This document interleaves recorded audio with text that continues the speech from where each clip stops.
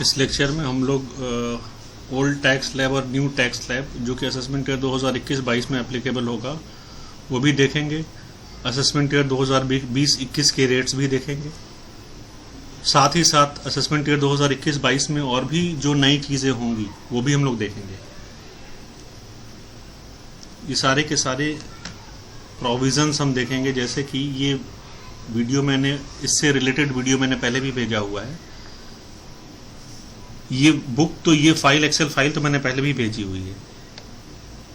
ये जो रेट्स हैं ये रेट्स हैं असेसमेंट ईयर 2020-21 के, इसमें कोई कंफ्यूजन नहीं होना चाहिए।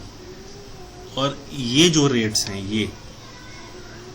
ये रेट्स हैं असेसमेंट ईयर 2021-22 के, यानी कि जब आप इनकम कमाएंगे 2019-20 में, ध्यान दीजिएगा यहाँ पे मैं एक चीज़ और लिख दूं,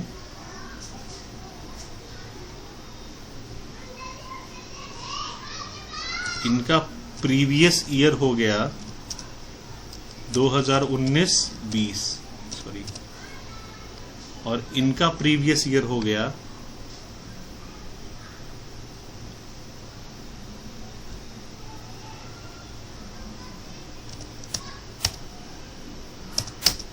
2020-21। इस चीज को आप लोग ध्यान दीजिएगा। अगर प्रीवियस ईयर 2019-20 है, मतलब आपने इनकम 2019-20 में कमाई है, तो उस पर टैक्स लगेगा 2020-21 में। उसके लिए असेसमेंट ईयर होगा 2020-21 और तब ये वाला रेट चलेगा।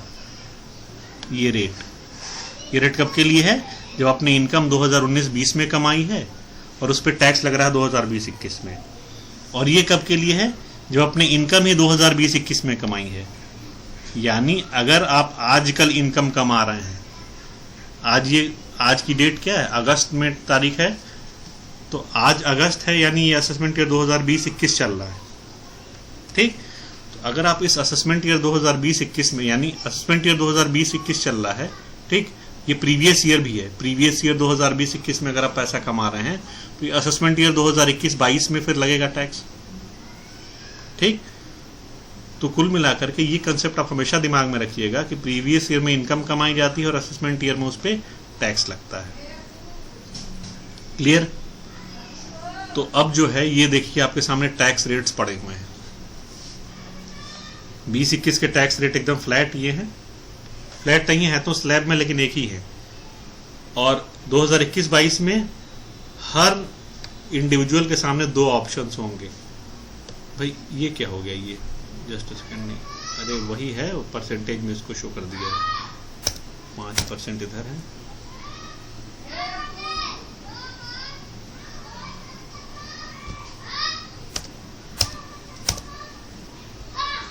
और ये 30% इसको जो है वही है पुरानी वाली स्कीम जो चली आ रही थी वो, या इसके बीच में मैं एक चीज क्लॉज डाल देता हूं।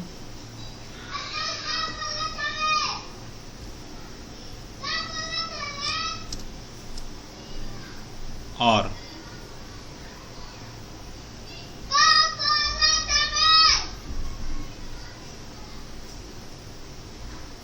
ये या ये, ओल्ड या न्यू, जो फायदेमंद हो, आपके लिए कोई रोक नहीं है अभी 2021-22 में कि कौन सा लेना है और कौन सा नहीं लेना है, ऐसा कुछ नहीं।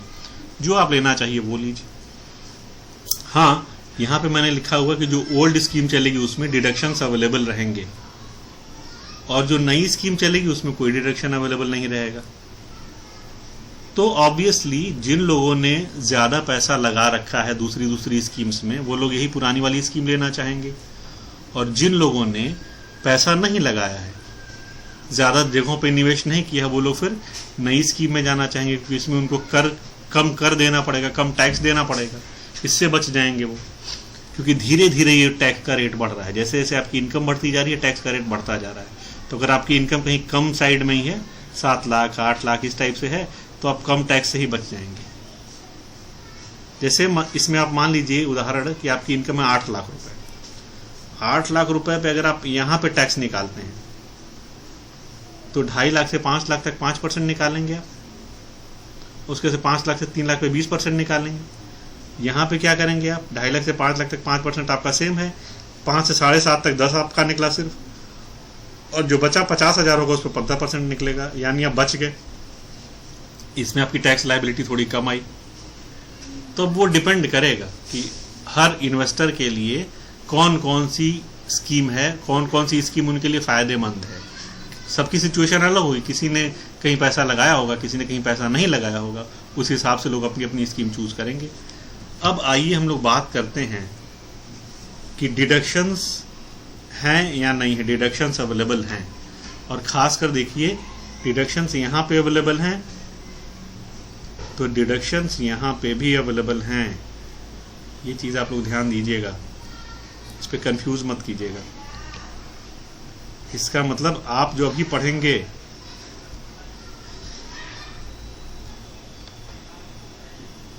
ये क्या हो रहा है भाई,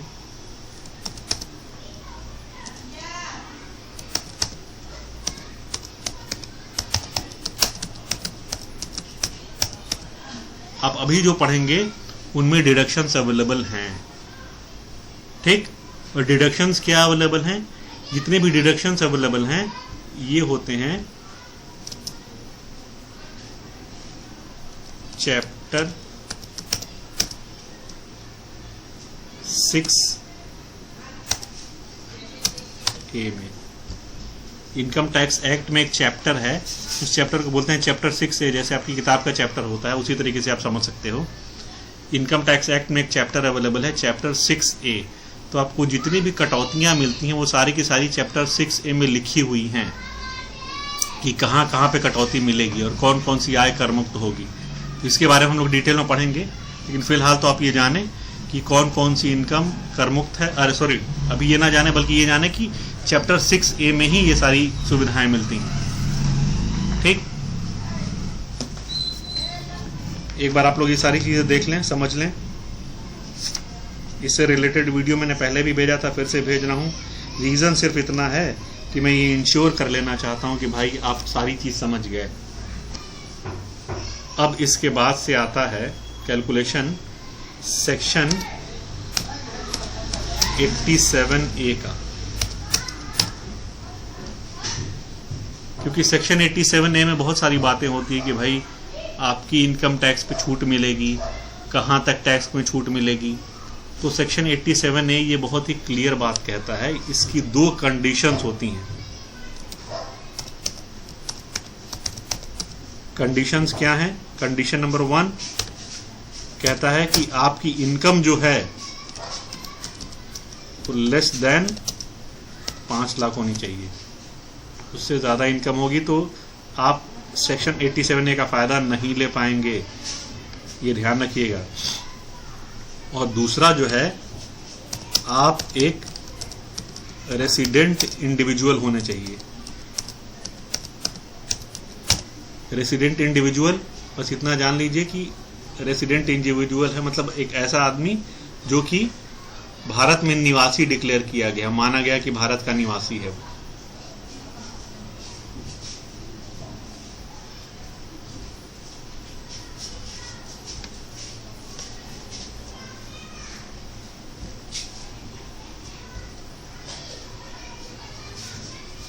ठीक, ये 2 कंडीशंस अगर आप फुलफिल करते हैं तो आप सेक्शन 87A का फ़ायदा ले सकते हैं। अब आइए देखते हैं सेक्शन 87A का फ़ायदा है क्या।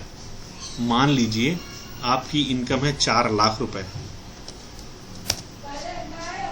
तो इस स्लैब के हिसाब से जब आपका टैक्स निकाला जाएगा तो बोला जाएगा 2.5 लाख तक नील, और 2.5 लाख से लेके 5 लाख तक 5% है, तो आपकी तो 4 ही लाख इनकम है, यानी 2.5 लाख से लेके 4 लाख तक 5% लगा, यानी 1.5 लाख पे 5%।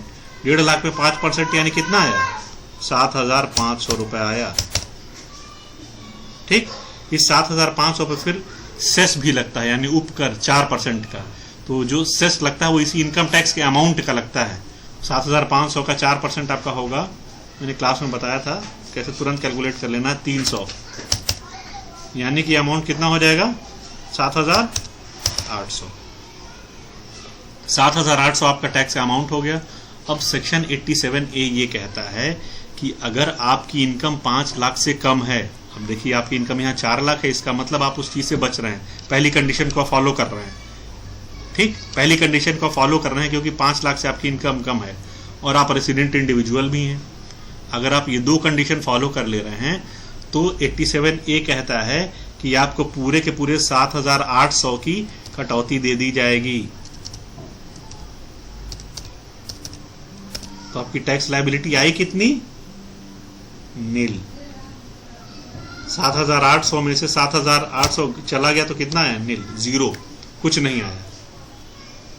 तो इसके लिए बस शर्त इतनी ही है कि आप रेसिडेंट इंडिविजुअल हो और आपकी इनकम 5 लाख से कम हो। इसीलिए हर जगह ये बोला जाता है कि 5 लाख तक की इनकम पे कोई टैक्स नहीं है। तो बिल्कुल यही 87 में लागू होता है। इसी वजह से ये होता है कि 5 लाख तक की इनकम पे कोई भी टैक्स नहीं लगता है। क्लियर है बात? और एक चीज मैं और क्लियर कर देना चाहता हूं इस वीडियो में। बहुत सारे स्टूडेंट्स को प्रॉब्लम ये थी कि भाई सेस और टैक्स, कई लोग क्लास में पूछ भी रहे थे, कई लोगों को क्लियर भी था, ऐसी बात नहीं, कई लोगों को क्लियर भी था कि सेस और टैक्स जब जो दोनों ही अमाउंट लिया जाता है तो फिर दोनों ही अलग अलग नाम से क्यों लिया जाता है, सेस अलग और टैक्स अलग। तो उसका एक्सप्लेनेशन ये है कि टैक्स का अमाउंट जब लिया जाता है तो वो कंट्री के डेवलपमेंट के लिए इस्तेमाल किया जाता है। अब डेवलपमेंट पर्पजेज में किस लिए आपका पैसा इस्तेमाल होगा, टैक्स का पैसा, आप नहीं जानते हैं और ना ही सरकार जानती है। लेकिन सेस जिसको हम हिंदी में कहते हैं उपकर, वो जिस नाम से लिया जा रहा है आपका पैसा सिर्फ और सिर्फ उसी लिए खर्च किया जाएगा। जैसे कि इनकम टैक्स में आप पढ़ते हो हेल्थ एंड एजुकेशन सेस, अभी ये जो 300 रुपया लगाया है ये क्या है? हेल्थ एंड एजुकेशन सेस है। तो ये क्या है? आपका पैसा हेल्थ और एजुकेशन के लिए ही जाएगा और कहीं नहीं जाएगा। ये अंतर है सेस और टैक्स में। बाकी सारी चीजें हम लोग अगले वीडियो में देखेंगे। अभी आप इस चीज से एकदम क्लियर हो जाइए। और हाँ, एक चीज और, एक वर्ड आया था ग्रॉस टोटल इनकम। ये तो क्लियर है ना? ग्रॉस टोटल इनकम क्या था? आपकी जितनी भी स्रोतों से जो आय हो रही है उन सबको जोड़ दो, क्या हो जाएगा?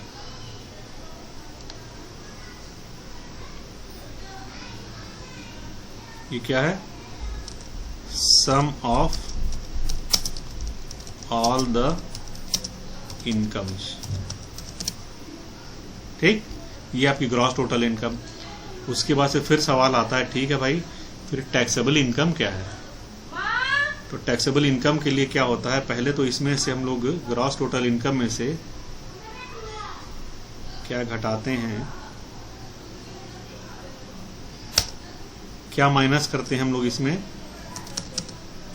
डिडक्शंस ऑफ चैप्टर 6A, यानी चैप्टर 6A के जो डिडक्शंस हैं, सॉरी ये क्या हो गया,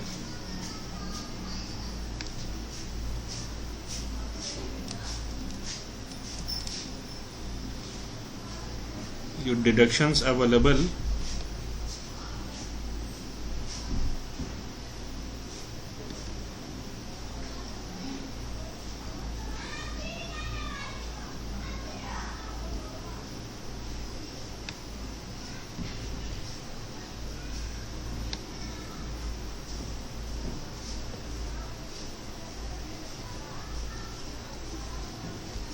ग्रॉस टोटल इनकम में से deductions available under chapter 6A,